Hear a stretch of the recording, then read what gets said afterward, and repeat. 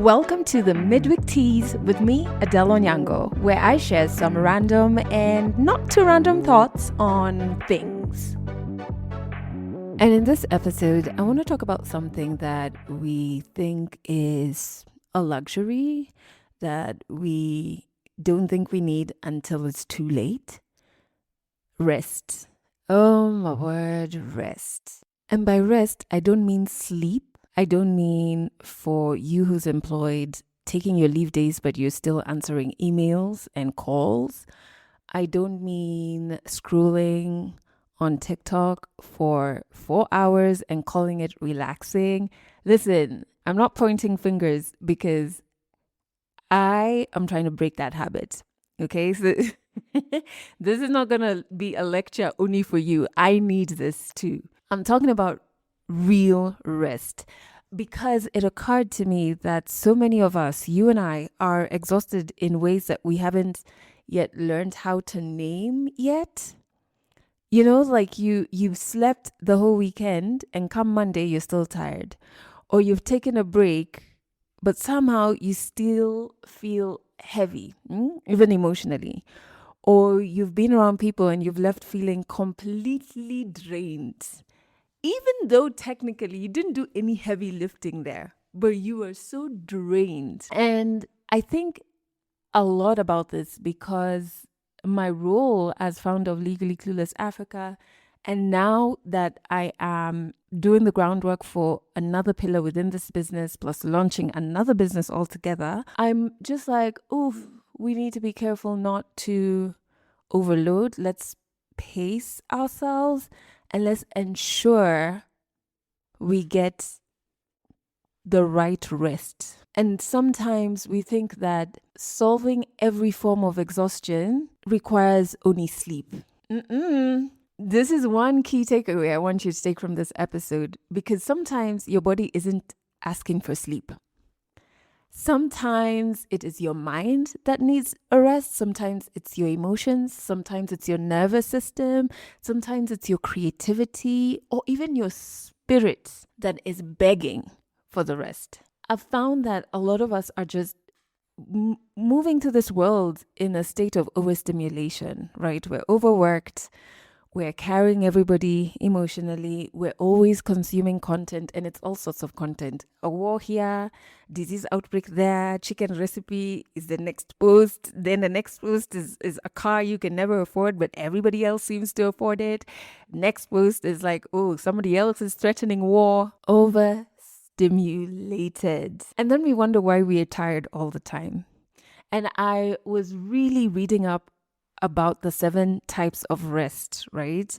Because there's different types. I didn't even know this before I started digging deeper. And there is a framework by a doctor. Her name is Sandra Dalton Smith. Reading up about her framework when it comes to the 7 types of rest made me realize, sleep is not the only thing I need to be aware of when I'm trying to give my body rest.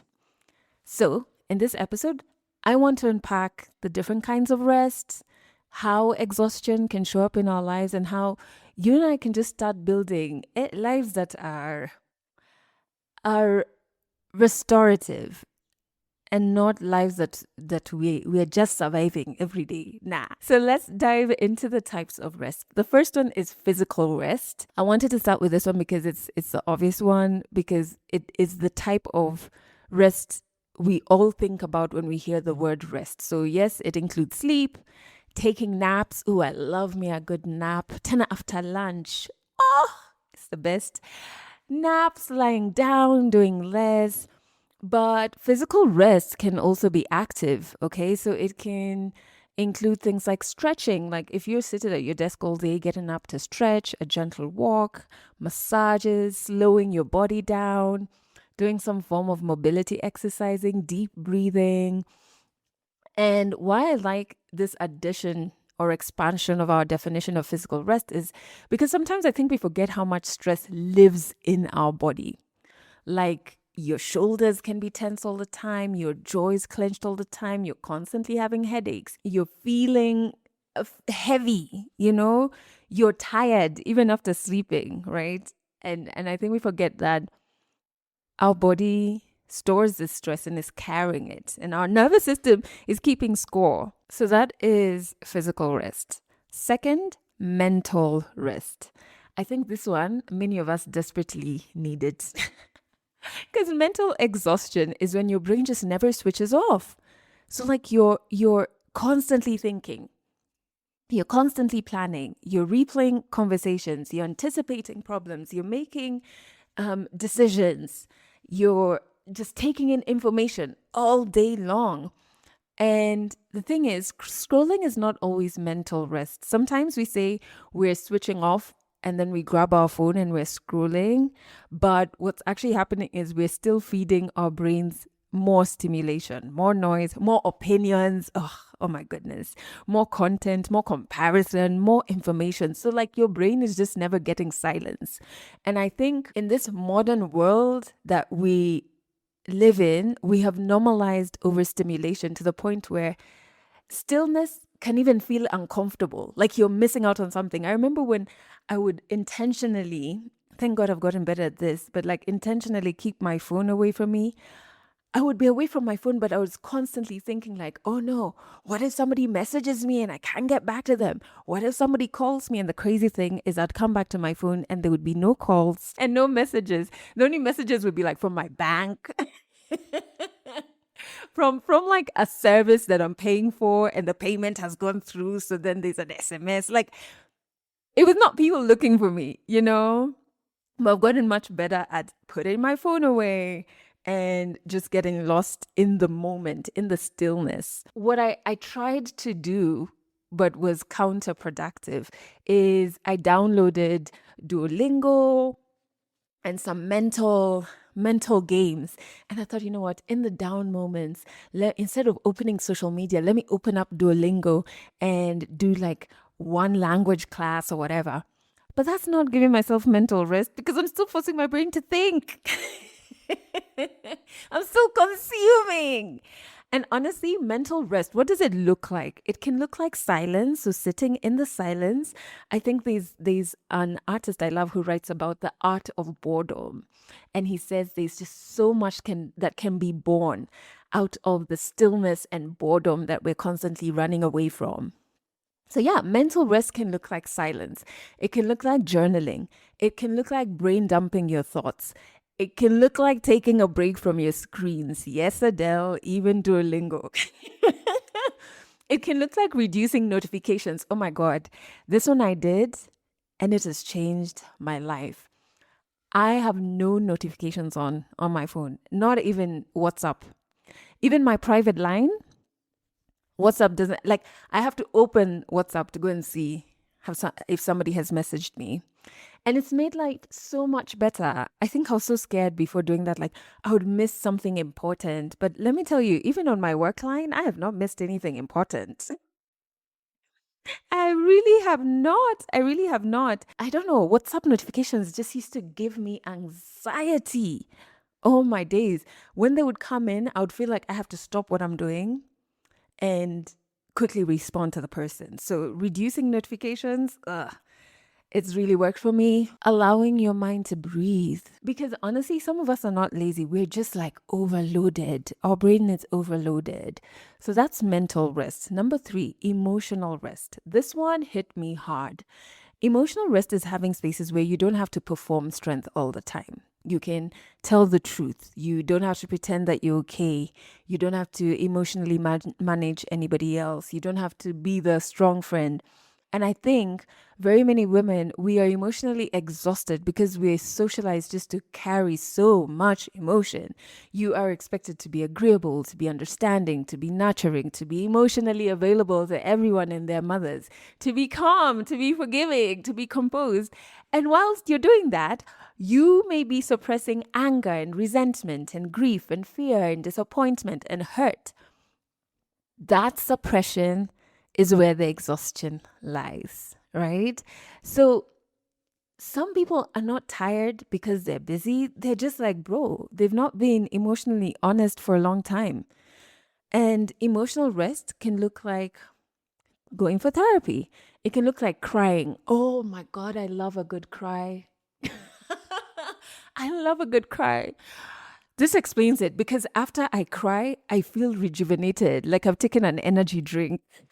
Who makes emotional rest? It looks like being honest. Like in a conversation where you're being asked to do things or to say things that you're not comfortable with, you can just be honest. It looks like setting boundaries. Oh, this is so important. Like boundaries have been such a game changer in in my life in totality, right? Emotional rest can look like having safe friendships. And I'm so happy that I'm finally at a point where I can say my close friendships are much fewer, but I am so seen. Oh, I'm so seen. There's such a safe space for me. It's crazy. Sometimes I don't even understand how I got that lucky. I really don't. You know, emotional rest looks like you saying, I actually don't have the capacity today. Or even admitting to yourself, hey, sister, I am not okay. That too is rest. That's emotional rest. Number 4, social rest. This one is important. Social rest is understanding that not all company you keep is restful company. Some people drain you. Oh my goodness. Have you ever gone and met up with someone and left just feeling like Jehovah? They have sucked me dry. Some people drain you, and then there's some people who regulate your nervous system. It's very important that you make a distinction between the two. So, like with these ones, I leave feeling exhausted. I feel like I have to perform the entire interaction. And then with these other ones, my body literally relaxes. I can fully exhale around them. That second one, that's social rest. And social rest doesn't always mean isolation. I think when I say social rest, the first thing people think of is, oh, it means withdraw from everyone. No, it doesn't always mean isolation. It really is about being intentional about who has access to you.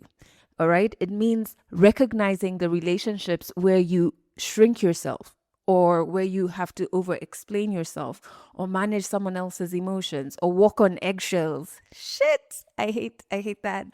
Or just, relationships where you constantly leave feeling depleted. And yes, social rest does involve solitude, but it's not the whole thing. And by solitude, I mean healthy solitude, not isolation that's rooted in pain, but moments where you can hear yourself again. So that's social rest. Higher. Number 5, sensory rest. Bruh, the world we're living in, this one is so relevant. Our senses are constantly under attack. Notifications, lights, traffic, noise, ads, screens, music, podcasts, videos, scrolling. You get what I mean, right? And I think many of us underestimate how exhausting overstimulation actually is. You know, when you've had a long day and suddenly even like a small sound just irritates you, which is why I always I send love to parents because I'm just like, I live alone in the middle of nowhere. One thing I love is when I get home, there is silence. I'm just like, I don't want to hear. Like, even when my God wants to talk to me, I'm just like, not today, imagine. Let's talk tomorrow. So I can't imagine if I had a kid who is just being a kid. Like, they're not being terrible. They're just actually being a kid. Hey, how would I handle that noise when I'm overstimulated? And so when we look at sensory rest, what can it look like? It can look like quiet mornings. This one for me is so important. From 6 a.m. to 9 a.m., I'm not talking to any human beings. That's what my mornings look like. I'm not talking to human beings. I'm trying hard not to check any social media pages, etc. Sometimes I'm good at it, sometimes I'm not. There are no work calls that can be made during, like, even at 9 a.m. No, I can't. Quiet mornings, and I need 3 hours, right? Sensory rest can look like putting your phone away. It can look like time in nature. So there's no modern sounds or stimulants. It's just you're hearing the birds, you're hearing a waterfall or a river. You know what I mean? It can look like dim lighting. Oh my days. I bought this lamp for my bedroom so that like after my shower, I'm not just, hey, lights everywhere. It's nice and dim. It can look like less screen time. And I know we hear this a lot, but guys, we've got to take it seriously. And I'm talking to myself as well.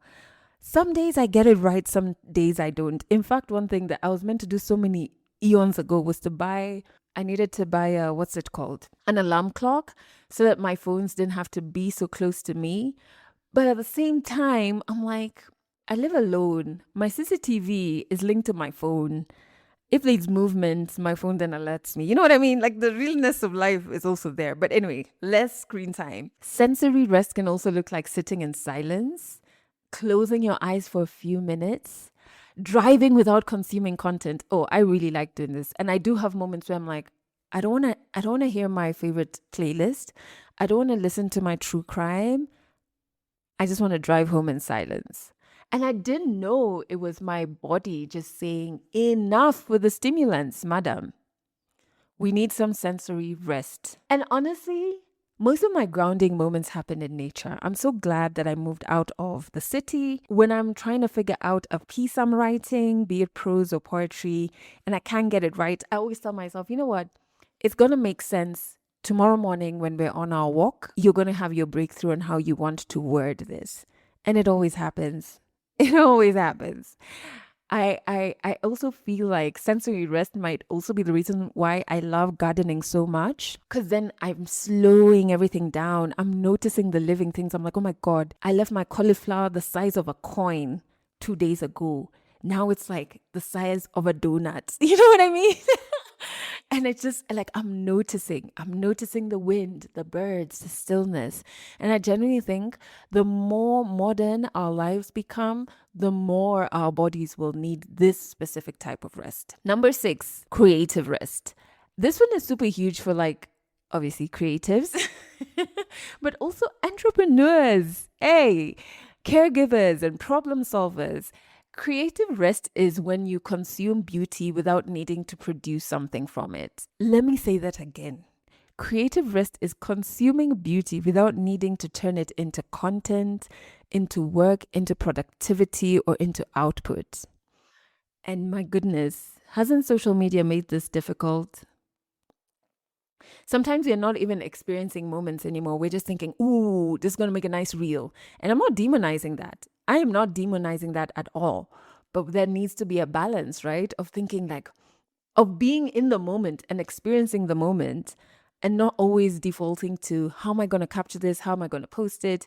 How do I monetize this? How do I package it? Bro, creative exhaustion is real, especially when your mind is like constantly generating ideas, solving problems, producing, creating, leading, which is why, I really want to point out creatives, caregivers, people in roles that are problem solvers, or people who are entrepreneurs like myself. This is so important. So creative rest can look like music. Honestly, this is one of the reasons I drum. And I don't even set like goals in the sense of like, it's a project for my drumming. You know what I mean? I just like drum when I want to. Creative rest can also look like art. It can look like poetry. It can look like movies, travel, nature, beautiful spaces, inspiration, wonder, playfulness, childlike playfulness. And not everything beautiful needs to become content. Sometimes it's just meant to be simply experienced. And finally, number 7, spiritual rest. This isn't necessarily religion. I think it's much deeper than that. I think it's feeling grounded, feeling anchored, feeling aligned. And spiritual exhaustion, I feel, can happen when we become disconnected from ourselves or from our values, our purpose, our joy, our humanity. And so what it can look like is prayer. It can look like meditation. It can look like community, reflection, nature again. Are you hearing the pattern? Nature keeps popping up. It can look like stillness, gratitude. It can look like acts of service, looking out for other living beings, right? It can look like moments of awe. And sometimes when we talk about burnout, we're not only talking about physical exhaustion. Sometimes the soul is exhausted. And I think very many of us are craving lives that actually feel nourishing again, not just productive, successful, but like nourishing. It feels like I'm grounded in my life. So going to 1, 2, 3, 4, 5, 6, 7 types of rest. What kind of rest do you actually need right now? Not the rest you think you should need. No. What rest do you think your body, your mind, your emotions, your creativity, or your spirit are asking for? And if this episode is the nudge you needed to take your rest seriously, I'm pretty sure you know another woman in your life who needs to do the same thing. Share this episode with her. Thanks for listening to the Mid Week Tease, a Legally Clueless Africa production. Episodes go out every Wednesday, and you can learn more about us by going to legallycluelessafrica.com.